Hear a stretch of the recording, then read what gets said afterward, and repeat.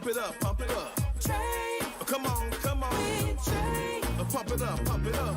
It's the day with This is the day to gain inspiration, to make a positive change in the nation. We're inviting you to partake in conversation, to raise your vibration. It's the day that we will all celebrate all of our peeps that make this thing elevate. Watch the negative fade away, cause it's the day with Trae.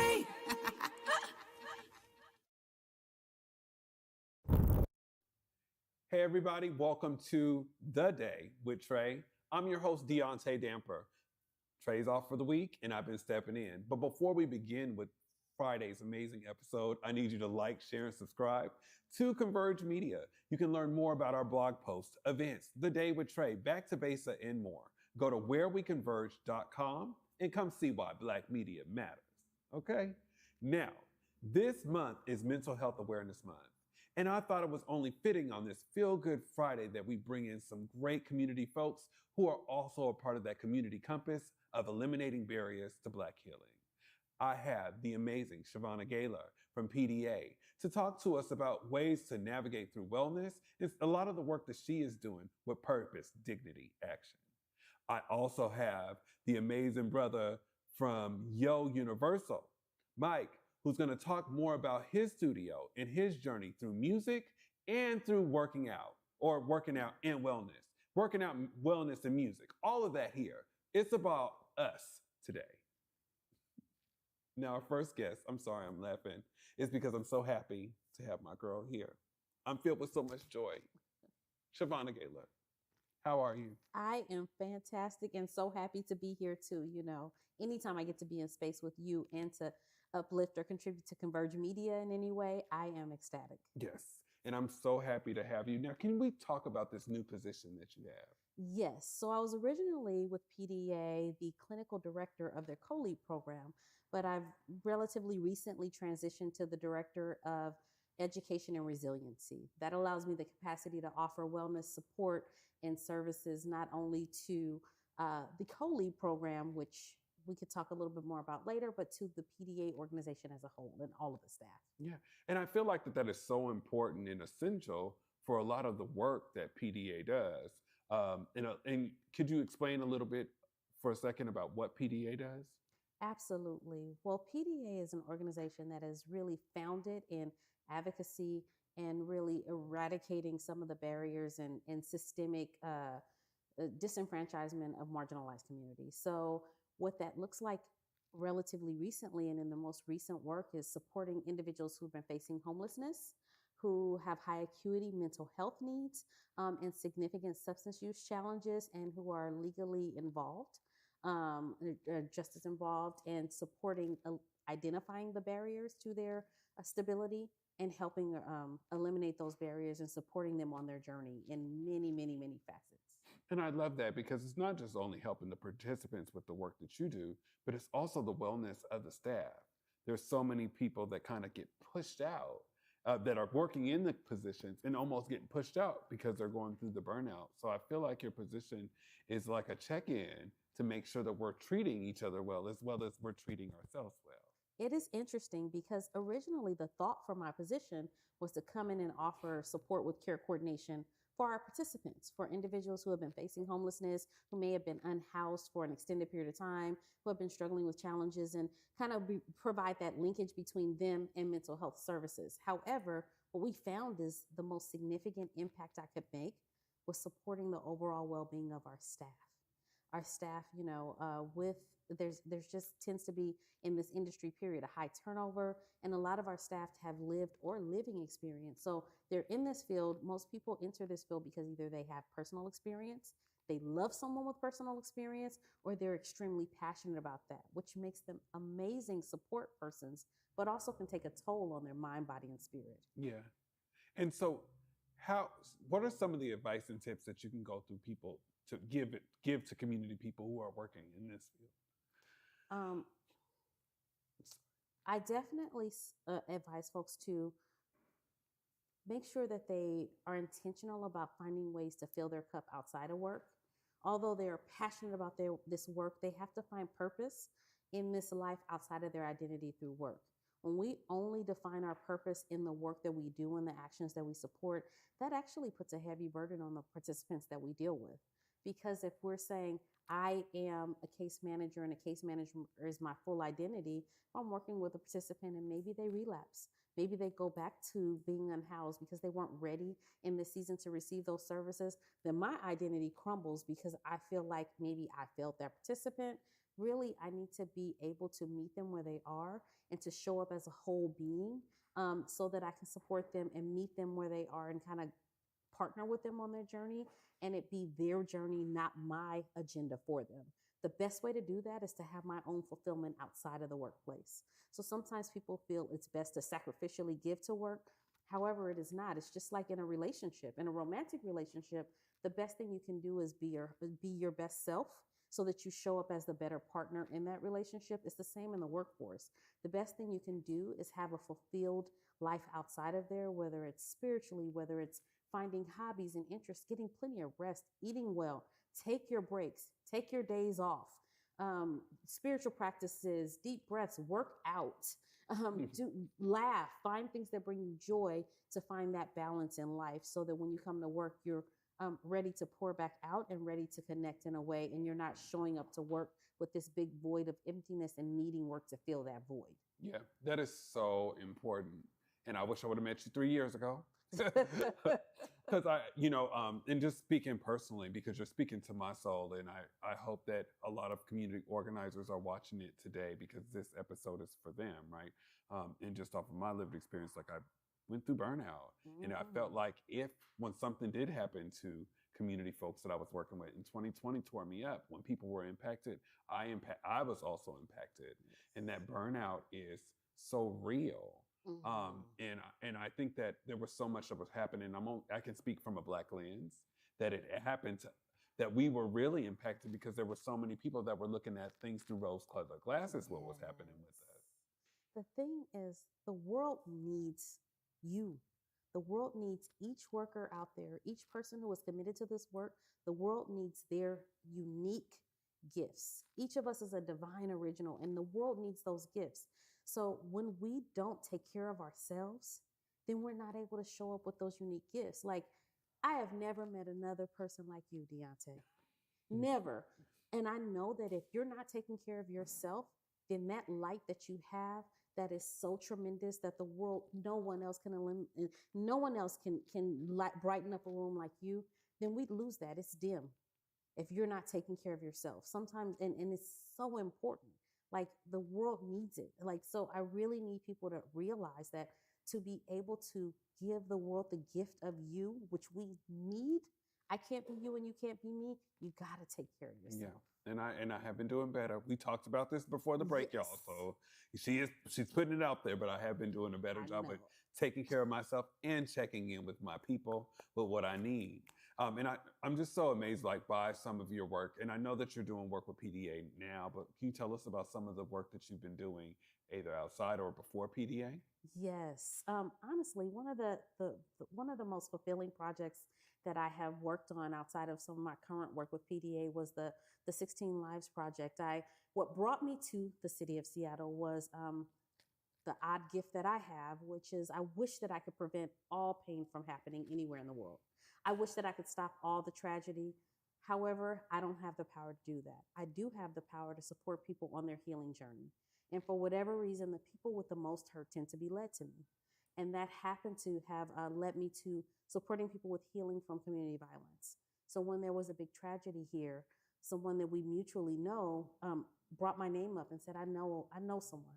I know someone who gets it on a personal level. I know someone who gets it on a clinical level and who could support who could be salved to the soul right here, right now in this pain. So I came here originally from California for that. And it led to work with amazing individuals through community passageways and through other organizations and through PDA.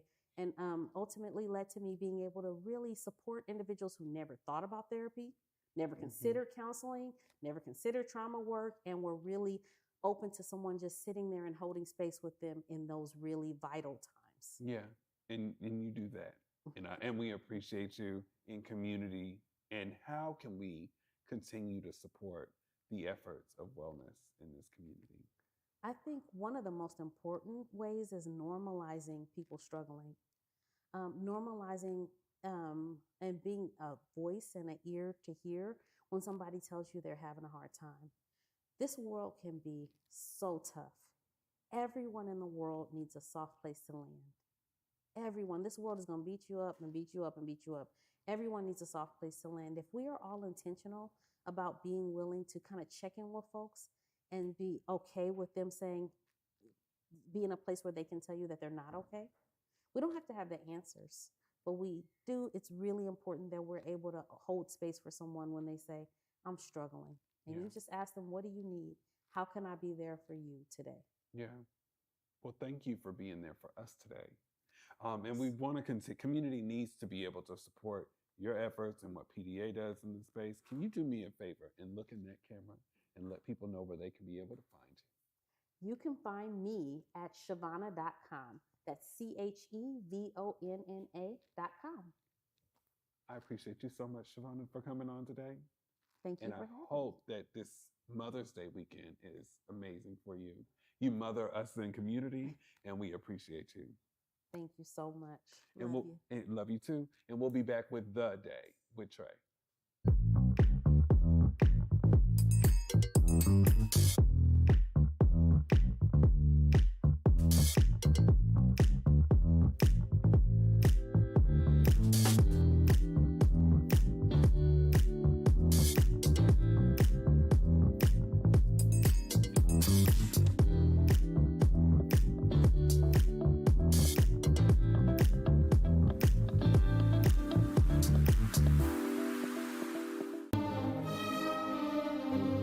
Ballet's greatest comedy, Coppelia, returns to Pacific Northwest Ballet. Perfect for all ages, Coppelia delights with dazzling dancing and magnificent music played by the PNB Orchestra.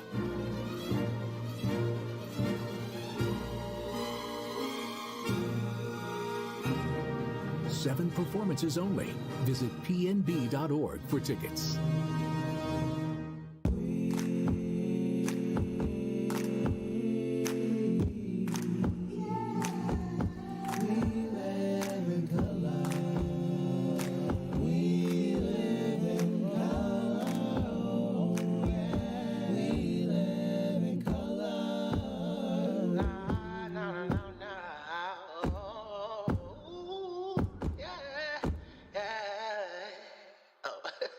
Let's start the show.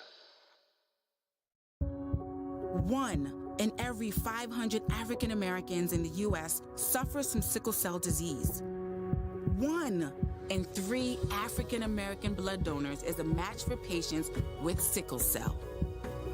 1 appointment to donate blood with the American Red Cross can help save a life. Will you be that one? Visit redcrossblood.org/ourblood today to schedule an appointment at a location near you. And we're back with The Day with Trae.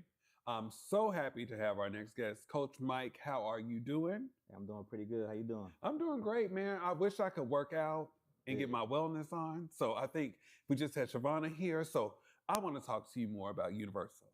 Yes, sir. Can you tell us about it? Absolutely. So Universal started about 6 months ago. The original company was Fitness Trap LLC. That started during the pandemic. So I've been a fitness trainer for the past 16 years, and I always wanted my own gym, but you know I didn't really have the confidence to compete with like the LA Fitness, the Planet Fitness, things of that nature.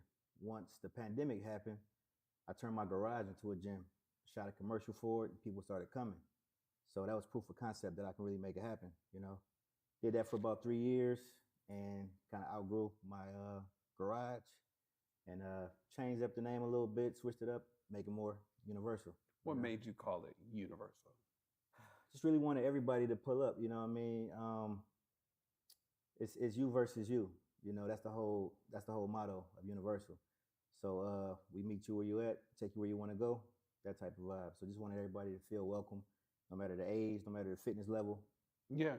Yes, sir. And I think that's so beautiful too, because it's like a lot of like your journey, Yeah. as you discussed, is like a part of that. You're also an artist.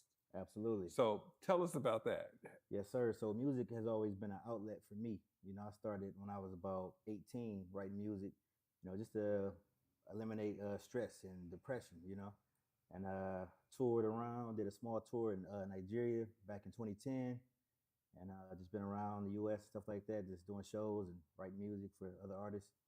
And always had the passion for music and fitness. Always try to bring them both together, but you know, didn't want to make it corny. So it's been a rough time meshing them together. But as of recent, I have a YouTube series called Lyrical Exercise, where I mix the two together and got a good response. So you know, just keeping them both going.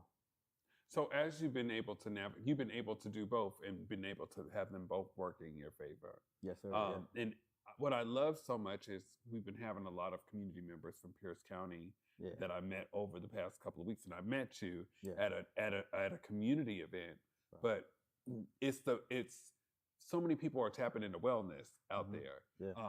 Can you give some advice to community members who might? Because I don't work out. Yeah, I don't know.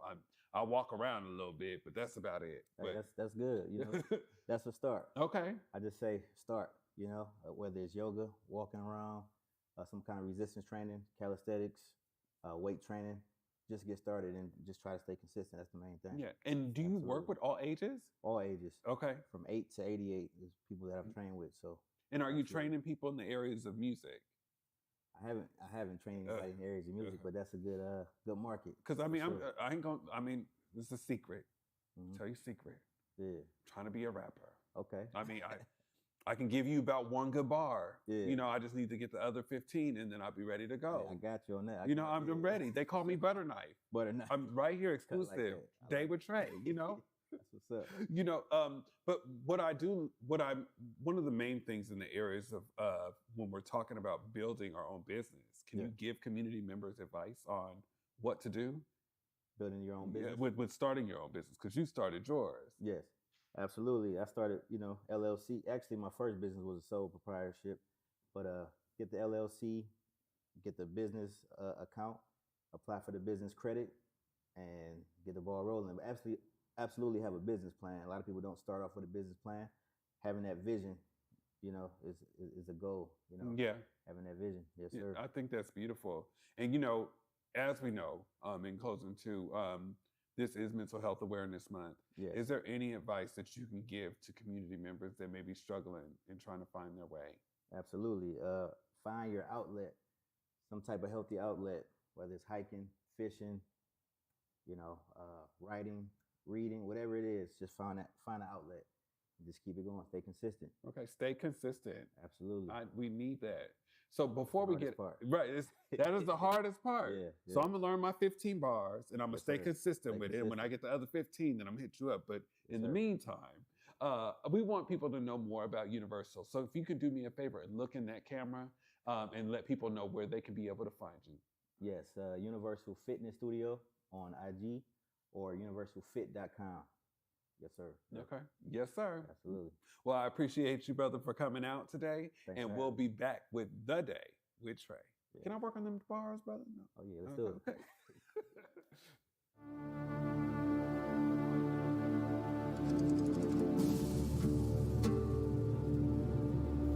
The importance to share the history of the Buffalo Soldiers of Seattle and Buffalo Soldiers of everywhere, including cowboys and cowgirls of color everywhere, is really important because most likely they're forgotten.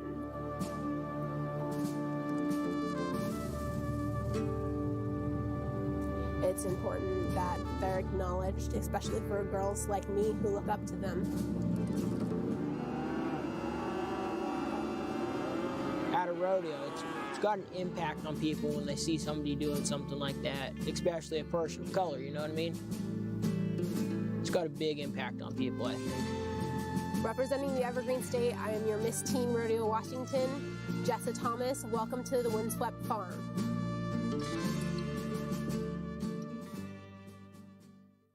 You're Back to Vesa, it's always been important to me that we uplift stories from across the region and that no matter where you live in the nation, you never have to miss a moment of the show as we continue to highlight the beauty, excellence, and resilience of our communities across the Pacific Northwest. Why?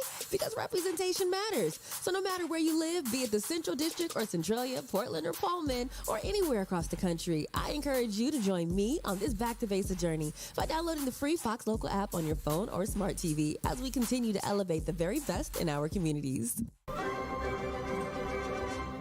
Looking for laughs? Looking for love? Fast Talking Figaro has got you covered. Toe-tapping melodies, lively staging, and colorful costumes. Don't miss The Barber of Seville, May 4th through 19th at McCall Hall. Tickets at seattleopera.org. I want to thank both my guests for coming today. We're talking about Mental Health Awareness Month. We're talking about the wellness of all of us. So I'm just so happy on this Feel Good Friday. We wanted to make sure that you are tapping in. I want to also give a very special shout out and a happy Mother's Day to Trae Holiday. Since this is your show, and community members that may know you, see you in all of these spaces, hosting gigs and creating community conversations. But sister, you're a queen of Converge for a reason. You're a queen of community for a reason. And today, during this moment, we salute you. So happy Mother's Day to you, sister. And community, please have a blessed weekend. Remember to walk with love. Thank you for joining The Day with Trae.